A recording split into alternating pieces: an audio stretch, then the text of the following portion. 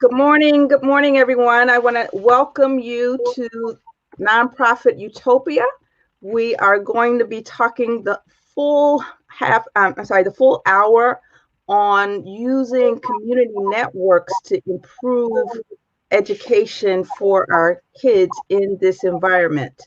Alrighty, we have as our guest today, we got Talibah Moore. She's an organizer. She's with COFI. And we've got Catalina Gaete. She is a former, she's a COFI alum, but she's now running Blocks Together. And Cato and I go back a long ways, long ways. So I'm really glad to have the ladies here. And I will let them come to you in their own way and tell us a little bit about themselves. So we'll start with you, Talibah. Oh, I wasn't ready. No. Okay, I was like, oh, I hope she go first. So my name is Talibah Moore. I'm a community organizer with COFI. COFI stands for Community Organizing Family Issues. This is so funny. I guess I'm nervous because normally I open up, my name is Talibah Moore, and I'm a mom before anything. That's who I am, and that's what I represent. And from being a mom and being a strong mom, I went from not knowing that I had power to knowing that I do have power, and I'm now able to do organizing on both the west side and the south side of Chicago, and give that same inspiration to parents and let them know that they have power. So that's who I am, and I pass it on.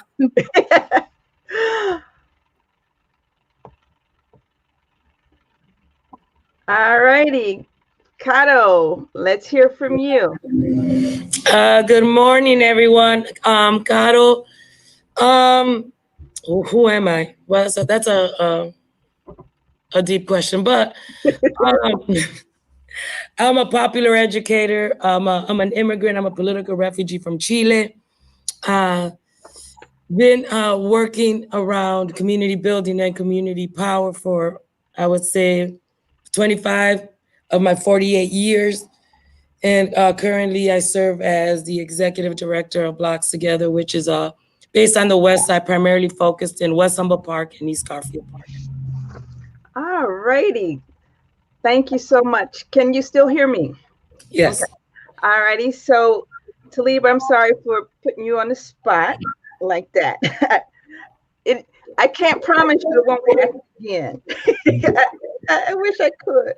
All right. So, Cato, what do you see as some of the greatest issues impacting Chicago public school students, particularly now during COVID-19? Well, if folks are familiar with the area we're in West Humboldt Park, so in addition to, right, this is already a community that has been confronted with many social issues, as, you know, disinvestment, violence, addictions, trauma, so lack of health resources. So one of the things that what COVID did was amplify already the issues that our community faces, right? With the lack of healthcare, lack of economic opportunities, lack of resources. We saw this, right? So for us, we never shut down. We couldn't, right? Because there was such a great need in our community. So, and then on top of that, COVID has not been the biggest killer in our community. Okay. Violence and addictions are still run rampant. We're right on Chicago Avenue between Lawndale and Ridgeway. If folks know that area, they know it's one of the main spots, ground zero for a lot of the distribution and a lot of the violence happening in our community. And the violence is really rooted in it's an economic war that's happening, right? As our communities is being pushed away.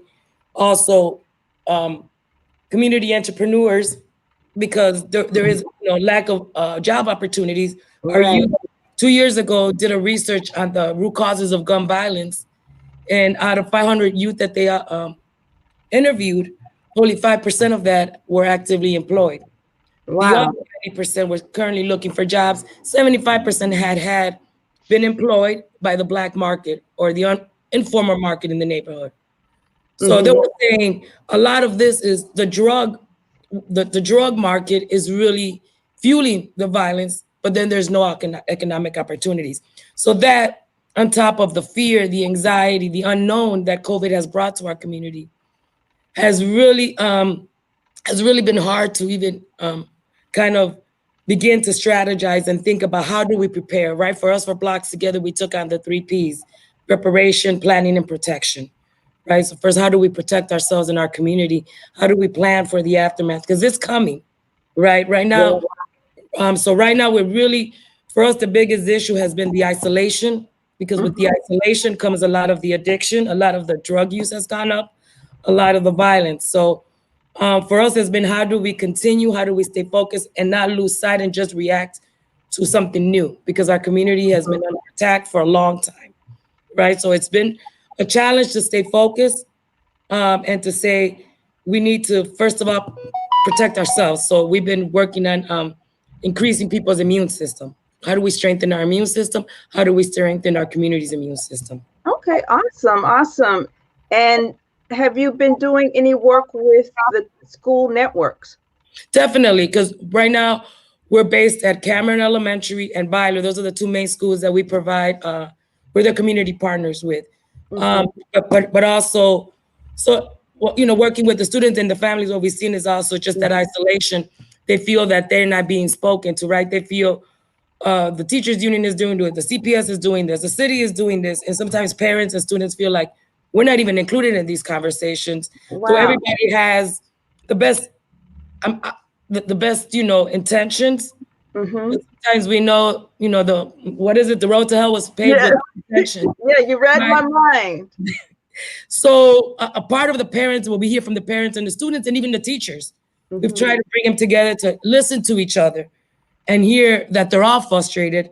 There's a lot of uncertainty. So one of the things that we could do is how do we lean on each other, right? Because the teachers are not your enemy, the students are not your enemy, the parents is. So it's how do we really strengthen that trilogy, right? So really, because we know that we need parents, students, and teachers to be successful. So that's really what we're trying to do, is really bridge those gaps in this time of social distancing. Okay. Awesome, awesome. All right. So Talibah, what are some of the things you're seeing on the ground with COFI? So things I'm seeing, hopefully it's not a bad background on my end. So technology is technology within, the remote learning. I hear a lot with parents around.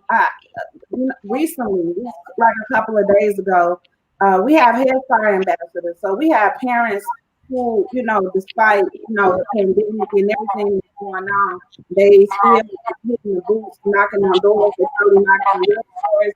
And we did extensive work because, we don't want to just go around speaking about something and we not actually, on the ground, hitting the streets. So our parents hit the streets, knocking on the doors, informing, families about, making sure you complete the census. And as of right now, we have parent leaders across the city on doors and are encouraging families to, still take on opportunity, to put their little ones into early learning programs, even if it's remote or in an actual Head Start center. Okay, so a question for you. So how are you guys working hand in hand with the parents, helping them to navigate and find their way around in this new normal? I can imagine that's a big challenge. Yeah, so we just offer them, a lot of advice. One parent asked me, how can I get some, technology, free internet for, she has a 2-year-old and a 4-year-old in the Head Start program. So we just, we have plenty of resources. Hey, I don't have like a direct connection to Comcast or Xfinity, but I know that you can call Action for Children and they can help families who are in these early learning programs answer those questions. So we, we walk around with tons of we cut down a lot of trees with information we can, give parents. But absolutely, this remote learning has been a really hot topic amongst parents when we have our parent meetings, and just the struggle of, just all the different things that's going on. Computers not working. You get, okay, my child family got a computer, but now it doesn't work. So we, now I can receive free internet, but once I signed on to complete the application, Comcast said I owe $600. So now I can't receive it. Or, so now we're, pushing back and letting families know, don't stop there. Keep going. Call them. Call. You have to actually, now you have to call. And so it's always something that's preventing, parents to go further. Like they'll think like, this, I can't go. No, this is it. No, it's not. No, it's not. Continue. Call. Do this. Call your alderman. We'll be there with you. We'll stand with you. So you put back on a lot of things. Man, parents is not the end. Okay, that's awesome. And before we go further, I just want to check in. I want to say thank you to everybody who has taken time out of their busy schedules to listen to this very important conversation. The love is wonderful in the comments. I see Cecile DeMello. Hey. Yeah, your partner in crime. She says, hey, you all. Hey, Kato. You guys are joined at the hip. And then we have a comment from Velda. She's enjoying the conversation and agreeing with much of what she heard. And then Lalonda, thank you so much for chiming in. And then we hear from Jim Allen first. He's checking in, and then he's like, this is a great conversation.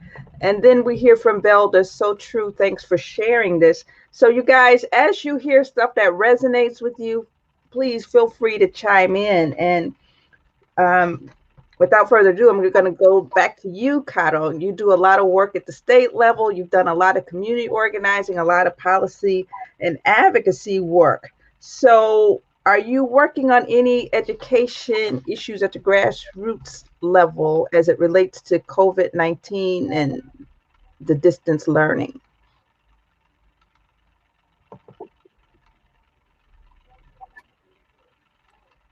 Kato, you're on mute. My bad. Sorry. Currently, as it directly relates to COVID and CPS, no, right now we're really at the gathering of information, trying to figure out, as we've been trying to balance in-person meetings and collecting. So we've been having small town hall meetings at the park and trying to figure out before we even move to legislation. As you know, all our work is really informed by our members and the residents. So really at this time, what we've been doing is taking a lot of opportunity just to speak to parents and community residents around what do they see, like not what do we think, right, but what the community think that we should be working on, and then bringing that together. We've been gathering information for most of the summer. As you know, we opened up as soon as COVID hit. We opened up remote offices on the street, right? So how does that work? That sounds a little like an oxymoron. Remote offices, but yet you're on the street.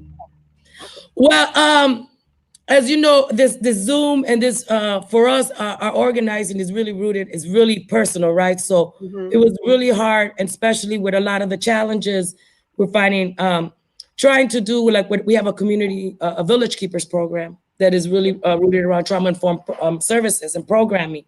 So trying to have our Zoom meeting the first time with all of our Village Keepers, and the age ranges from like 20-some to like 75 is our oldest Village Keeper, right? So it was comical to say the least, right? Sometimes you just gotta be like, well, we gotta figure out a different way. So for us, it's like understanding the reality of our community, the challenges we face, and also I was telling, I'm technologically inept, so I can't even say, let's figure this out.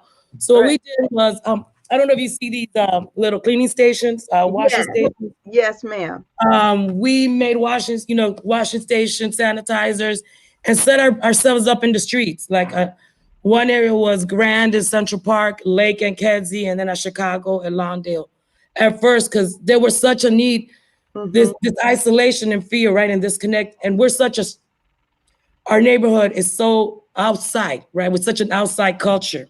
And really, as you see, our logo is the ant. So our work is really around collective movement and sustainable work, right? So we needed to say, how do we confront this real scary time? How do we have the courage to act in fear?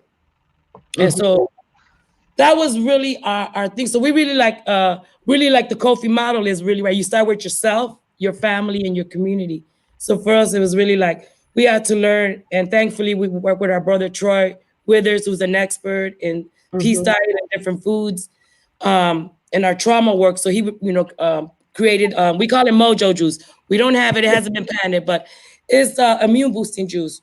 So we've been giving that out into the community and taking it ourselves and like modeling, right? And for our staff and volunteers, that being out there was also a way that helped their mental state because they felt like they were doing something and not stuck, right? So it was really important for us to be out there and to really gather that information before we go and say, this is the legislation we want. But we are working around, we're still continue working around economic investment and reinvestment because we see that this is, especially during these times, where we're looking at, there was a lot of money and people were reacting, right? Foundations and everybody. And I'm not complaining, but there was money thrown. So I would like it to be thought about more systemically. Like, what is it now, the need now, and where are we moving towards? Right? Because really, what's going to happen next year when all the money dries out? Are we thinking long term? Are we thinking how the city is back reinvesting our dollars? And I'm going to go back to our TIF. Right. Everybody's sick of and hearing about the TIF from me. But the TIF is where we are direct investors. If you're a homeowner, you're an investor to that fund. So you have every right and every power to allocate how that money is being utilized. So really for us is talking to the investors of this money and saying, what is the plan? What is the investment plan? How do these public dollars in this time of COVID where we're experiencing health issues, violence issues, addiction issues, mental health issues? How is all that money that we're generating from our homes, how is that money being reinvested back to our community so we can have healthy economics, healthy body, healthy mentally? So that's what we're working, right? In terms of our communities, how is our community healthy financially? How is our community healthy physically? And how is our community healthy spiritually and mentally? Because this time has brought about a lot of trauma. And we can't, as a staff, we're constantly having to check in because, we've experienced death, we've experienced just everything that everybody's experiencing and then trying to work. Right. And for you, it's probably multiplied because you're there supporting people right on the front lines, but you also, as a human being, you have your own issues to deal with. So I can imagine. And thank you so much. I really appreciate everything you do. And Talibah, can you expound a little bit more on the COFI model? You touched on a little bit, but can you share some of the case studies, for success, for how the parents are working to make sure that their kids are safe and that they don't lose ground right about now? Absolutely. So the COFI organizer model is based on family focus. And, for a long time, I'm like, I heard that all the time family focus. And now I after a while, you kind of understand family. So we are focused on their families. Like we are, we know that parents are the leaders in their communities. So we go out and we meet parents where they are. And we build from there. Cuddy, can I call you that? Cuddy, yeah. Like she was saying, it started within like the communities. We, if you go into the communities, you can talk to the community, the parents, the families, and find out, what is needed. And then, like I said, leadership begins within. This is something we bring to the parents. Start with parents where they are. Parents make good community leaders. They are the leaders. They are the leaders of the community. And I just keep on looking at out my big picture window because I want other people to understand that, you know, we have these discussions, and I don't think folks really understand that they are the community. You live in that community. She just said, like with the TIF money, you pay, you know, bills, taxes, and everything. I tell my children this: when you pay that, you know, 7 cents on that, what you just bought at Dollar Tree, you are paying taxes, so you have some type of say so in your community. Oh, I love it. The government, in its collective leadership, in collaboration with partnerships. So we are partnered with some of everybody. And I saw a comment, COFI needs to get with Vorsdale. Is that the organization? And I wrote it down. Miss Dunn, Natasha Dunn, I wrote it down because that's another thing we're about. We believe parents should be at the table, have a seat at the table, and then not just only, we get invited to the table, but then we are hushed. We can't talk. So no, we need to be at the table, and we also need to have a voice at that table. So include COFI, on the agenda. We don't want to just sit there and listen. We want to have some type of input. So put us on the agenda. And I want to just give a shout out to one of the collaborations that we're a part of. It's called SELN, Southside Early Learning Network, and they're kind of based in Inglewood. It's just a collaboration of all types of home visiting programs, early learning programs, and everyone sits at that table, and it's a collaboration. And parents from COFI were the first parents to be a part of this collaboration. Parents from COFI actually helped start the collaboration of Southside Early Learning Networks, SELN. Mm-hmm. And now we, our name, once they have a, when we have our meetings, COFI is on there, and it's COFI parents who are, presenting on what we're working on. So, that's kind of how the COFI model is made up. And if you come across any parent who's been trained by COFI, and you see the work that they're doing now, they're doing some amazing work. We have a whole lot of parents in Inglewood, especially in Austin, all over the city and state now.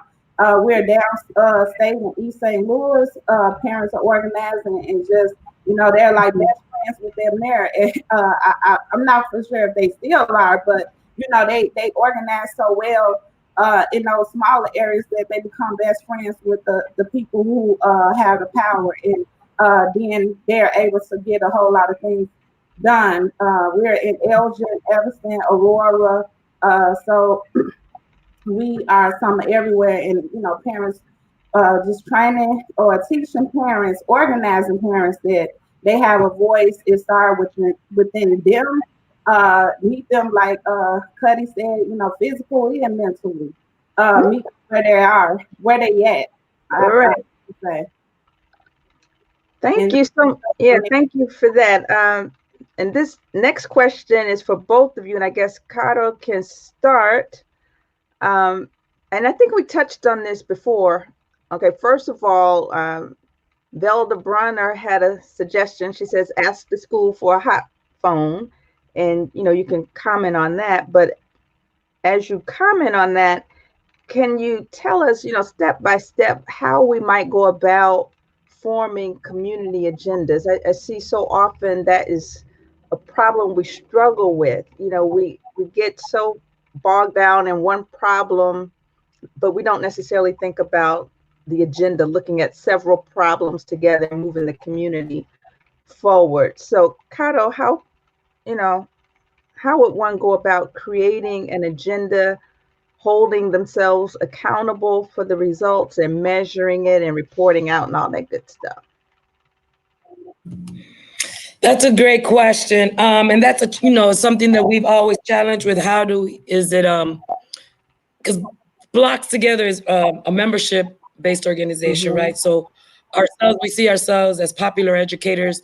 I live in North Lawndale, so I'm in solidarity with the West Humboldt Park community, right? So we see ourselves as resources and in solidarity. So when building that, that community agenda, our first thing is really focusing on what's the collective impact, right? Because a lot of organizing teaches us about self-interest. Right. We're like, no, really, and that's what for us, the ANT, which represents collective work and cooperative sustainability, that's really our groundwork, right, and our focus. So what we're doing this, what we're creating is really understanding what is that your self-interest is served in the collective interest, right? So really starting there and understanding what does it mean to be part of a collective, part of that community. And also for us, it's not really agitation, because our people are agitated enough. It's really about that education, right? And providing us with the tools. And those experiences, like we say, flexing that muscle to see that sometimes what we think is so impossible because of a lot of our mental state, right? Being part of an oppressive group, but not part of the dominant culture, we start by saying, nah, that can't be done, nah. Right? So a lot of the times for us, the first step is really working with that individual and breaking from that mentality, right? It's about me, I gotta do me, F everybody else. But really, no, we're part of a larger community, right? And how we really begin to look at how all of us benefit in the village. How does the village keep us up, right? So as we build the collective agenda is really around what is it we start with. I know COFI uses this too, a lot of community visioning, starting where not in a deficit base, but really in an asset base. What is it that we want for our families, for our communities, our schools, right? And then begin to take that vision and make them goals, and then take those goals and make them into work plans, right? And as we're doing those work plans, we look at the challenges. We don't look at what's doable or not doable. There's challenges, and each challenges develop strategies for how to accomplish that. So it's really around activating people and giving them the tools and the space, right, to say this is the work that needs to be done, and understanding that change takes time, and it's not going to be reached by agitation, but rather by increasing people's capacity, right, to take those tools and be able to advocate from themselves, whether Blocks Together is there or not there, right? So for us, the most important thing is really connecting the different sectors, because sometimes it's parents or it's the people, the local entrepreneurs, or the people that we're trying to see as bad in the community. For us, everybody in the community plays a role. And really, even those that we see as problems, there's somebody's nephew, somebody's kids. Those kids in the corner are not just throwaways. And sometimes we try to create solutions without bringing the problem to the table and seeing them as part of our village. So for us, when creating these community agendas, it's really important for us to be intergenerational, to have the different areas, the community-based organizations, the elders, the block club, the younger people come together to really talk about and challenge each other, right? Because there's different things that people see as challenges or obstacles, but through dialogue. Like, for example, in one of these conversations, the elders were saying we need more police. The youth were like, no, we don't need more police, right? But and I can't go in as an organizer and be like, defund the police without having that be from the community, right? Because there's my idea, my values, but that's not my role to tell people what to do. And we're very clear of that, right? That we're here in solidarity and we're of service, and it really is to increase people's understanding of the game and give them the tools to be able to advocate. So that for us is really clear in building community agenda. And I say this all the time, people are like, shut up, Gaete, with it. There's a difference between buy-in and ownership. We don't sell community issues. Oh, I love it. Right? So we build with our community. So that's why our TIF campaign has gone on for 12 years without no need to agitate or doing fancy parties or trying, I tell people we're a small community-based organization, and that's the way we like it, because we're very rooted in our community. We're on Chicago Avenue, but we could leave the door open and nothing will be taken from our organization, because people know that this is their organization. It's not mine, it's not Cecile's, it's not the board, it's really rooted in the community. And that takes time, right? It's easier said than done, because like you said, there's different challenges there where you think the solution is, and then there's different perspectives. right? So not assuming when you create that community, and especially if you're creating an agenda without the community at the table, it's not going to, or if you're trying to sell issues to folks. Because Right. it might work for those 5 seconds or that 5 minutes, but where is the sustainability of the change? I love it. I love it. So Talibah. Okay. Oh, sorry. Yeah. So, question for you: when you work with parents with COFI, and you guys are developing a strategy or a local agenda for that community, what are some of the steps that you might take, to empower the parents to make sure that whatever you're putting forth is from the community, and making sure that there's accountability and the work gets done?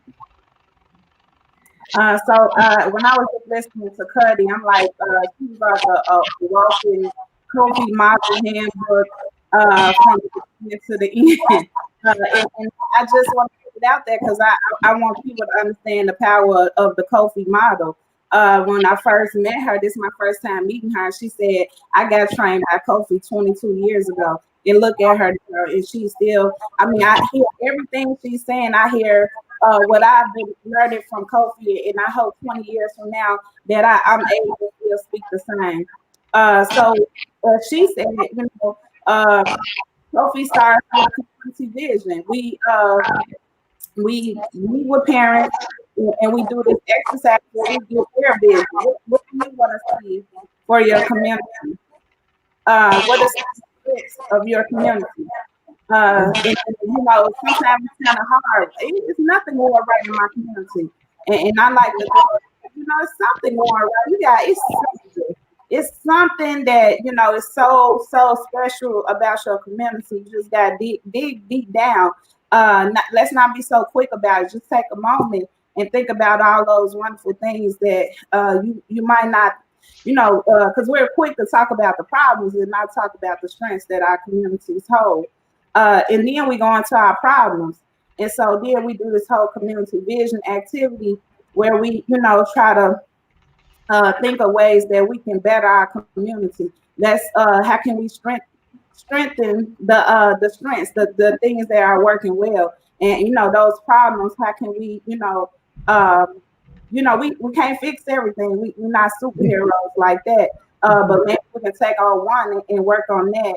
And then, come back to the table and work on another one. So we kind of use that model and we go out. That's how we start with parents and we go from there. And it's all based on what the parents want. And I did a training in Oak Park with parents. And one of their things, if you all are familiar with Oak Park, one of their biggest problems was parking. So how can we, change this? But then, after a while of having, some talks and talking more, parents also said that lack of early learning collaborations or just letting parents know that they have access to early learning programs in Oak Park. So, you start off with one problem, we'll say violence is our number one problem.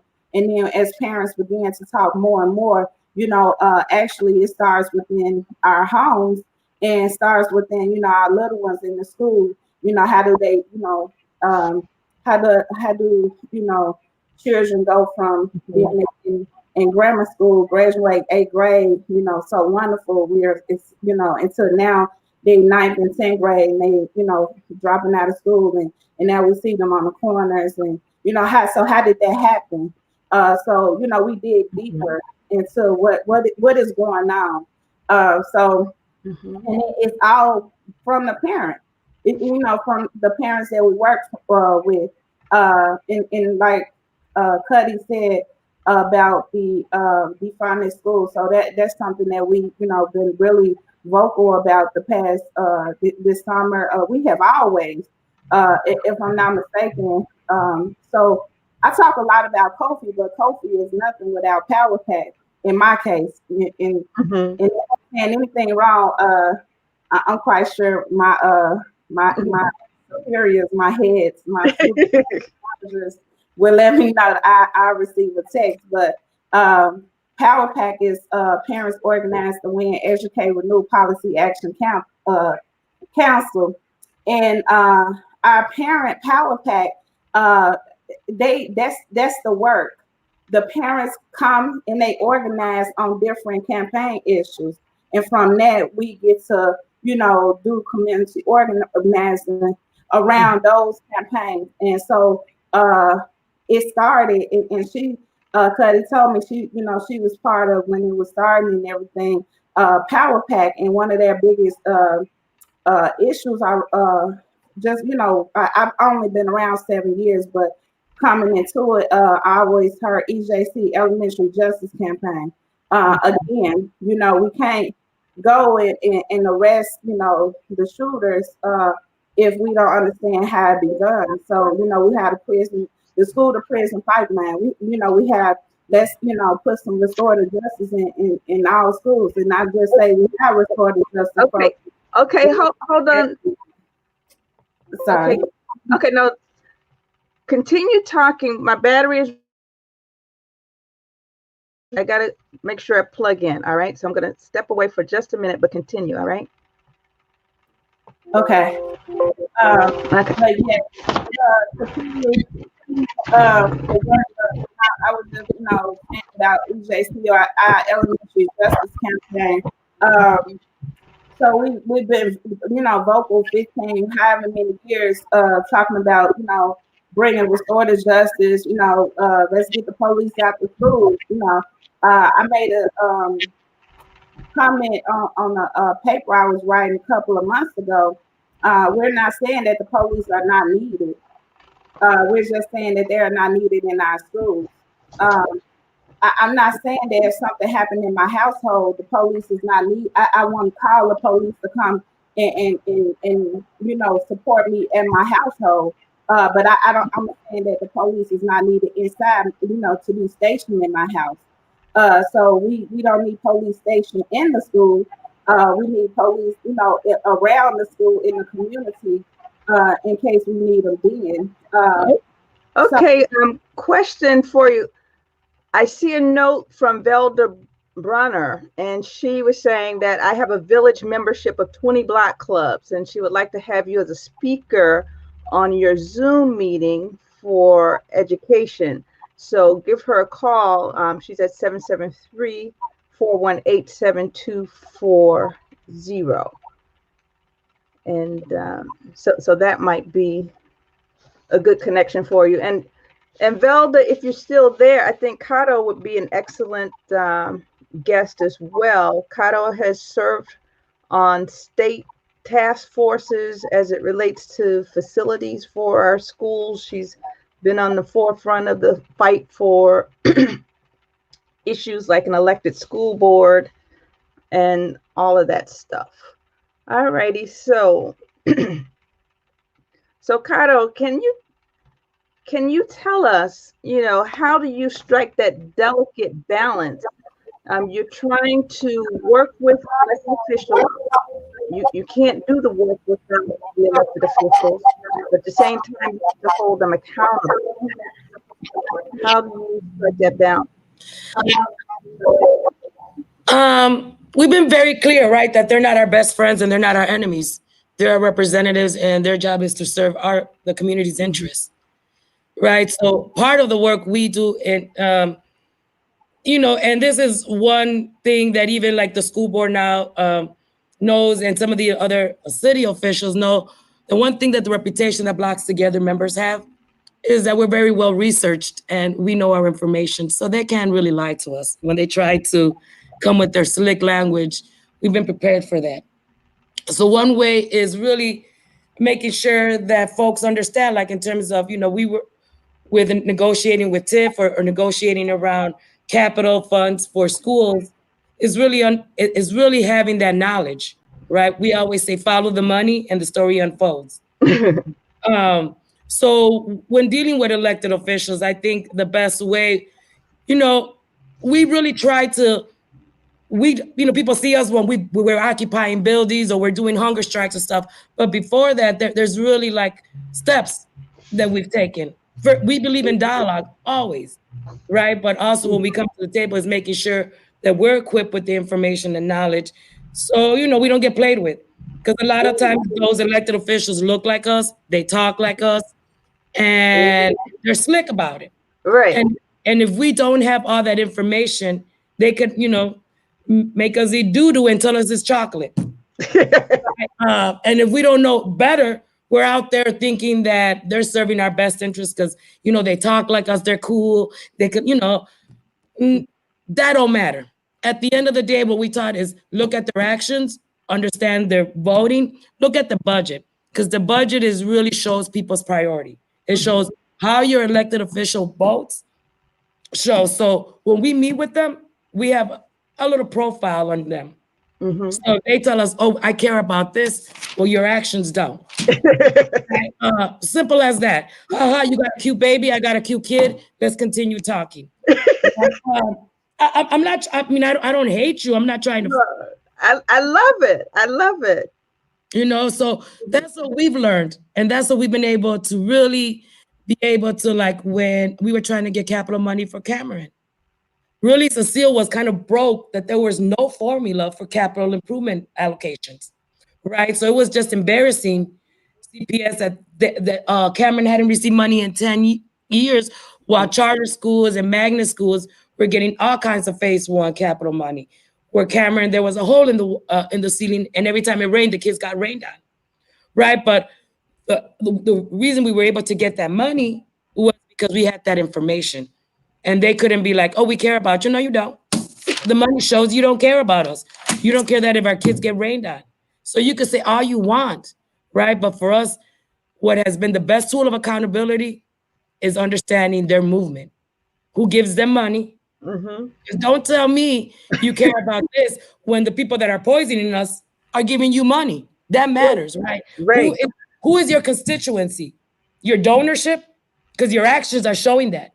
And that's how we've been able to really hold elected officials accountable by really looking at how do they vote on the budget? How do they vote on different legislations? What are they doing? Because me and you, we could sit and talk, have a beer, be cool, listen to Al Green or whatever you want to listen to. Hey, that's cool. And I'll say hi to you, give you a hug even if I like you. But when it comes to negotiating, my dear, don't try to feed me doodle because I don't like it. Oh, I'm sorry. This is not funny, but I like the way you deliver. It's really good. Thank you. You keep it light for us. Keep us light. And I'm not cussing, Valerie. You see, I'm keeping it PG. Yes, you are. You're keeping it PG. I love it. All righty. And I just want to bring this number forward again. This is from Velda Bruner, and she would like for both of you at some point to come and address her block club. So this message is for both of you. Will do. All righty. And we got a message from Leslie. Leslie is a member of the nonprofit Utopia community. She says, I thank you for bringing forth your work to help our communities. And then Leslie also was, she couldn't believe that the kids were being rained on and that was being allowed. So thank you so much, Cato, and all the folks at Block Together and Humboldt Park for making sure that the capital dollars came back to the school. All right, so the question is for you, Talibah, very similar. You talked a little bit about the parents and how everything is really driven by the parents, all of your agendas, the political agenda, the organizing agendas, those get pushed by the parents. And you guys are working to urge Congress to pass legislation. And I think the parent PAC has a lot to do with that.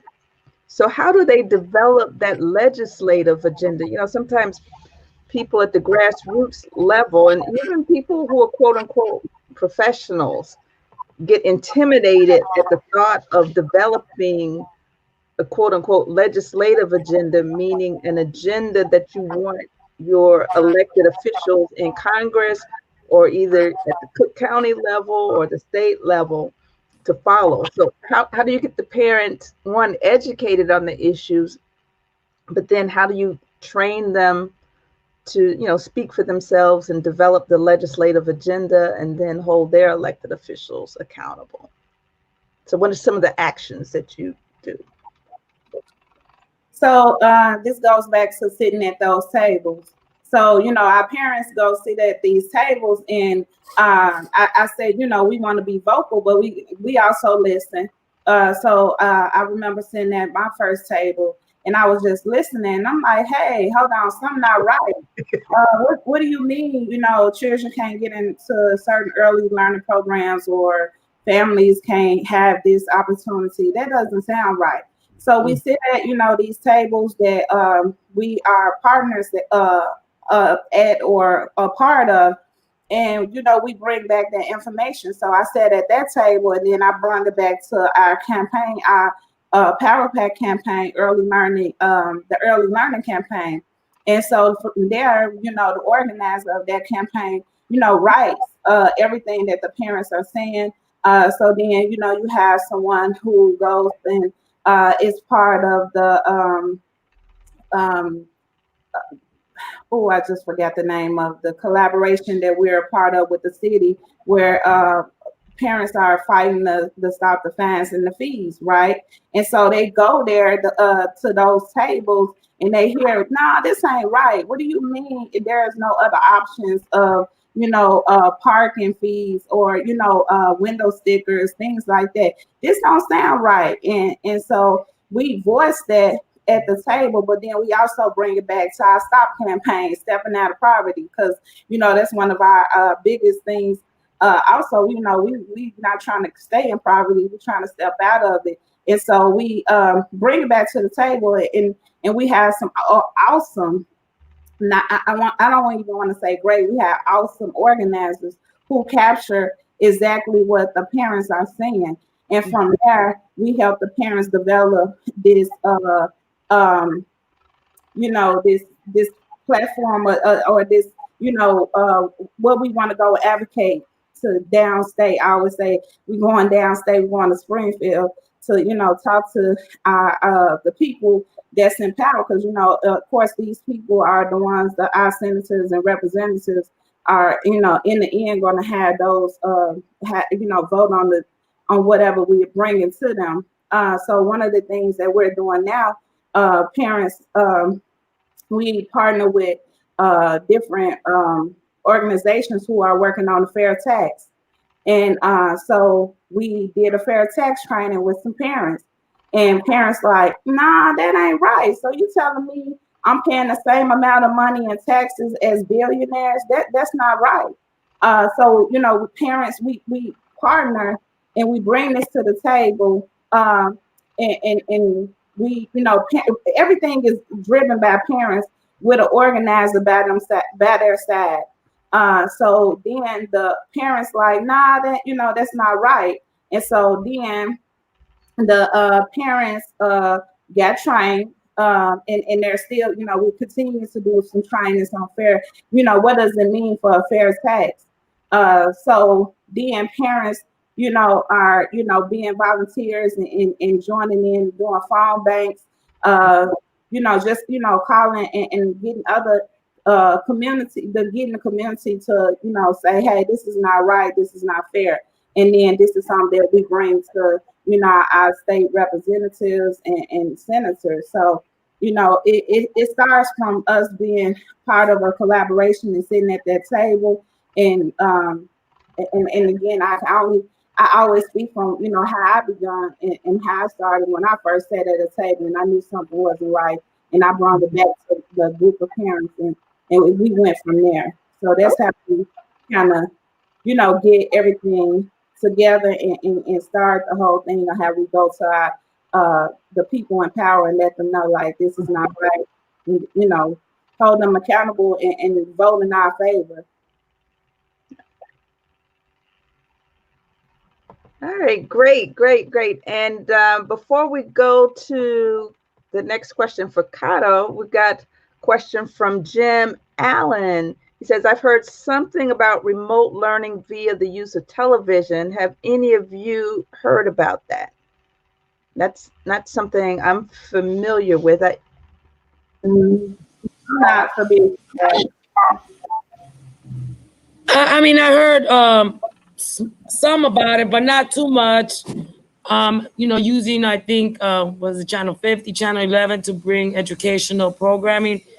But I don't know too much. And once again, that was one of the conversations that we were having with students, parents, and teachers around figuring out what would be the best way to support both the parents with all the technological challenges that we're facing, and then the students to keep them engaged. Mm-hmm. Do you think but that's a good idea? I mean, if used correctly, I think television could be used as a tool to better engage the students or give them different means. And that's what we've been trying to figure out. What are the best ways, remotely, in person, to really provide the services academically, but also for us, we've been focusing more around like really, because our work is really based on trauma-informed services, right, at the school and at the community level. So really, what has been the impact on the students and families? Some of the students that we've been working with are in those homes where they were being traumatized, where, and so, or, what does fear or having to, death and everything is just going fast, so fast, and there's been multiple deaths. So we're trying to figure that out. But once again, I think any tool that is brought up to this should include those that will be utilizing it, like parents and students. And I think the biggest challenge at this moment is their voices are not being included in the planning. Right. Like I said, everybody has great intentions and, innovative solutions are coming here. And that's wonderful. But if you're not including the people that are actually going to be on the computers or the ones that are actually going to be engaging in the lesson plans or the parents that are supporting it, we're going to continue to hit this wall, right, with challenges. So I really think it's crucial, whatever means we use, that the different people are at the table helping to inform how we move forward. Because this is something for all of us. Okay, awesome. You know what? We've got all of 3 minutes left in our regular time. It went by so fast. I know. Do you have time to go through the other questions? Got about 3 more questions. Or do you have a hard stop at 11 o'clock? I'm cool. Okay, Talibah, how about yourself? I'm fine. Okay. All right. So the question to you, Kato, is, we just read in the newspaper yesterday that people who work for CPS are dying. And you have so far 80 workers that have died and 250 that are tested positive for COVID-19. Has that knowledge impacted the work that you guys are doing? Are you taking that into account as you start to develop strategies for remote learning and, other safety measures? Definitely, and that has been taken into account from day one, right? And that's what really we were focusing around, informing ourselves, because there was a lot of misinformation, right? And there's still a lot of things that we're learning. So we're not trying to say that we're the experts or this is what needs to happen, but really, at the minimum, right? How are we protecting ourselves and our family? How are we making sure that the first line of defense is our immune system? How are we making sure that people understand what food is mucus producing, what food is brings about inflammation, right? So just the physical piece. And then in terms of, we've really be kind of going back and forth, right? In terms of just remote or a hybrid, because there's such different needs, right? And we hear such different opinions. Like some are like, we need to get out, right? The reality is, how are parents going to take, there's other realities that we have to deal with: childcare, meals, sometimes homes that are, a 2-bedroom home with 10 people, right? So those are all the different things that people say. Sometimes going to school is an out for some, but also understanding the reality of this pandemic, right? So for us, it's really trying to, and we haven't figured it out, but we're working on what is the best way. Like, we're going to start giving boxing and physical classes here in the office, right? No more than 10 people, right? Or using outside the lot as weather permits. Because it's still really important, I think, for people to be able to connect with other people in this time. And especially for us, it was a real challenge to really talk about like the consequences when, like I said, COVID has not been the biggest killer of our communities to this day. If we look at numbers caused by gun violence or by addiction or by poverty, there's still other that. So really, it's taking all those things into account, because if you tell people this is gonna kill you, they're like, girl, please, this is killing us, right? So I think it's how do we devise those strategies, and then like I said, I'm not trying to jump too quick to come up with this, but just kind of really figuring out how are we prepared and how we could adapt our strategies, because different things are coming at us every day. And it gets really frustrating, right? Because you got a plan and you're like, this is what's going to happen. And then there's a curveball. And then it's like starting all over again. So for us, it's like, how are we working with the community? How are we making our plans, understanding that we have to be adaptable and flexible. But we do have to have, like for us, is preparation, right? Not only how are we protecting ourselves and our community, but how are we preparing, right? Because they say with every, there's opportunities for us that we've seen, right? How do we look at the different opportunities that this pandemic has caused? Okay, Right? what about the CACs? Are the CACs involved now? Are they still meeting? Are they still Definitely, we're still and I think part of it, I think one of the questions was, how are you creating networks and collaborating, right? Right. So one of our biggest, we can't do this alone because we're a small organization. So how are we partnering up with the CACs? How are we partnering up with the block clubs? How are we partnering up with the hospitals? So all the different, organizations and resources in the neighborhood was really about how do we come together and provide this need as we're thinking and planning and strategizing for the aftermath. Because I'm really kind of worried about the aftermath. We're already looking at the economic devastation already, but what's going to be here in a year, right? We already went through a foreclosure crisis. What's going to happen then? The evictions. So really, is how are we preparing for that? And with this remote, and that remote challenge, on top of everything that families are having to think about, is like, right? So right now is like, for us as an organization, this is going on. What can we do to alleviate that? What can we do to provide some outlets or a space for people to talk about it or think about it? Because there's a lot of, I think sometimes we just go and we're not worried about how is this impacting us? How is this affecting us? How is this affecting us the way we're thinking about the future, right? Especially with the young people, when there's fear and uncertainty, and also anxiety weakens your immune system, right? So it's not about saying it's not here, but it's like, what do we have in place right now that we can do, right? And that was really how we did it. What do we have right now in place? Who are the people that we're working with that can really support this work? And what is it that our members are saying that they need? For us, it was food, it was PPE, it was just basic necessities, right? As CPS and working with CPS to make sure that we're also serving the families, and especially in those two schools as Cameron and Byler, but in the surrounding communities. Okay, I just wanted to bring a couple comments back before we close out. All right. Jim Allen was saying that he's talking about remote learning streamed through television as opposed to a laptop, because there's a shortage of laptops. And then Dee Dee Dyer says CPS supposedly had programming on CPS. On PBS. Yeah. Okay, and then Velda says, tell you all this is awesome. Have to jump on another Zoom call. Make sure you contact her. Sure will.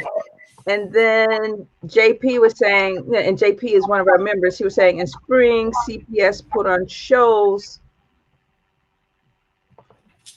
on channel 7.2. She said, but his third grader said she already saw it. It wasn't super effective the way they did it. So clearly CPS and other community agencies, we need to all put our heads together and figure this out.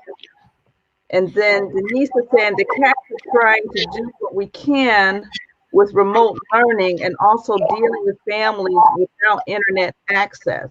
Communities where students were already behind are now further behind. So this is critical, because kids seem to have already lost, about 6 months from, the last semester of last year. And now we're headed into a situation where they could potentially lose a year on top of that. So that's going to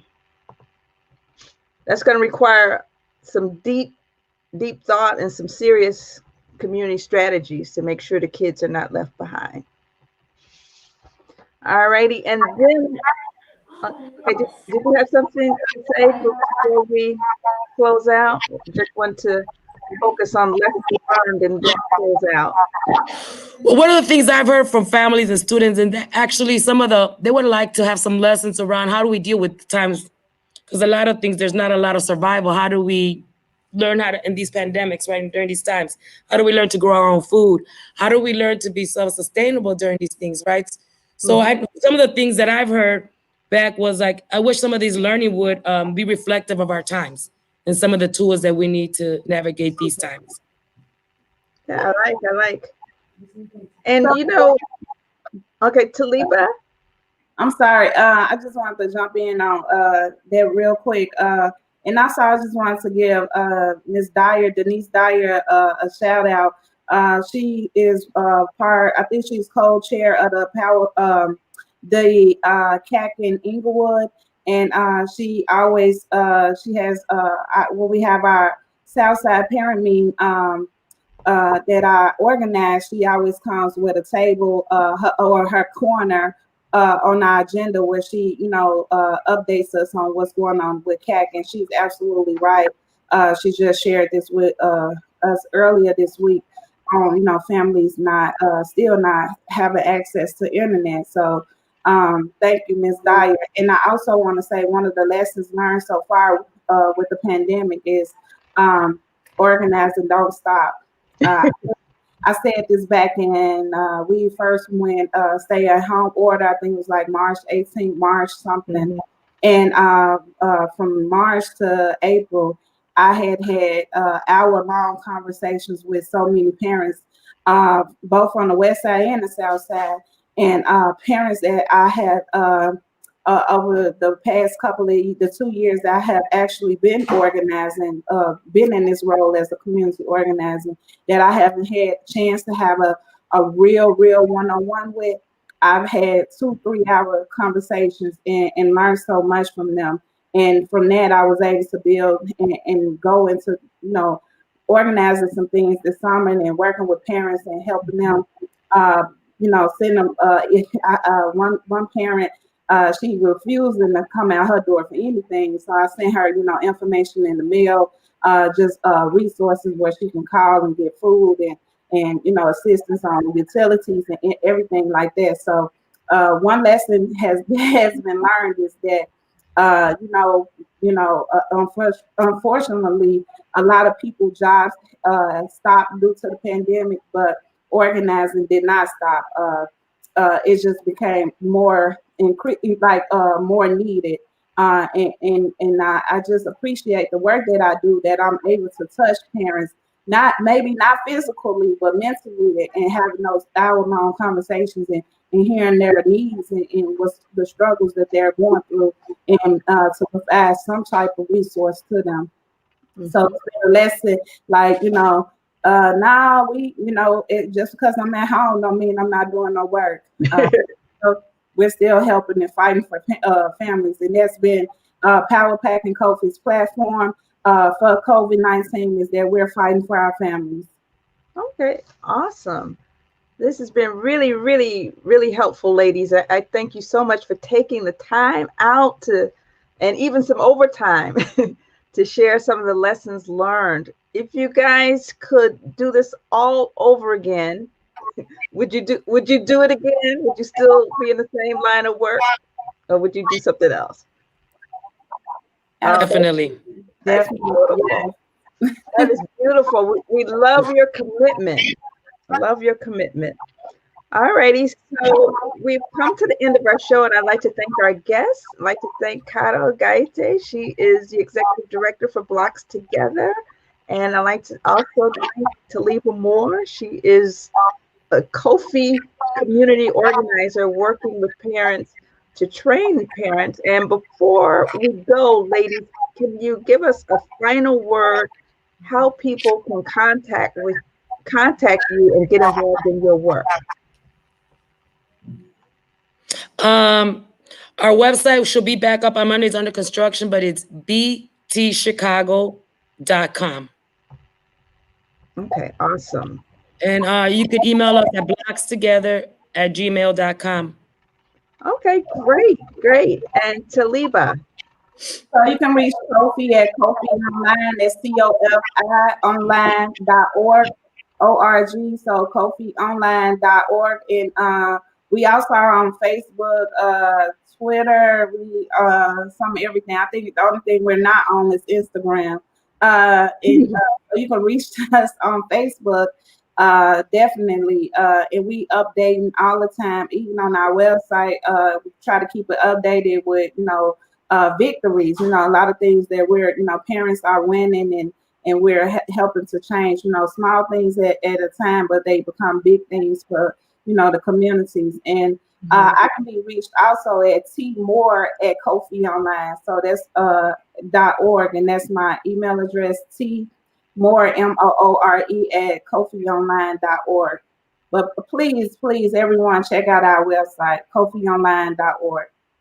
Okay, great. And I know you guys are engaged in a national campaign trying to get legislation for Congress to actually bring about COVID-19 relief for schools nationwide. Can you tell us a little bit about that? I don't know if that's a campaign you're working on specifically, but I was impressed to know that COFI is part of a national network working on that issue. Yes, and you are pretty much correctly. I'm not directly involved in that, but I can also let you all know that yes, we are part of an organization called U Plan, and it's actually kind of stationed in our household. U Plan is United Parents Leader Action Network, and this is a national organization of different parent groups across the nation, across the United States. So they are working on many things, and shout out to them. So please, look them up, UPlan, UPLAN, and learn a lot about the work that they're working on. In particular, I'm not quite sure of everything because we're just doing some of everything. But I can tell you all about the South Side and the West Side of Chicago. You asked me anything about those communities and those parents. But yes, absolutely, we have a national organization called UPlan. Please check them out. Okay, yeah, I just saw it in passing. Yeah, I was really impressed with the fact that they're working nationwide to get an agenda together where they're asking Congress to make sure schools are safe, make sure kids have the tools that they need to learn remotely. So kudos to all the work that you guys are doing and all the networks. And same to you. I just feel, like Kato said, this is 360. Kato started with COFI, and here she is on the show with someone from COFI. So it's wonderful. All righty. So I'm going to sign off now. I hope you guys can join us on Monday. We're going to be talking with Val Free, and she's with the Neighborhood Network Alliance. She and her group just got a grant from the state. They're going to be facilitating a neighborhood plan on broadband. So we're going to have her, and we're going to have Matt Schmidt, and he's the director of the Illinois Office on Broadband. So that will be Monday the 21st at 10 o'clock, same bat time, same bat channel, and we hope to see you next Monday at 10 o'clock. All right, take care, and thank you, ladies. Thank you. Okay, bye-bye. It was great. Thank you all.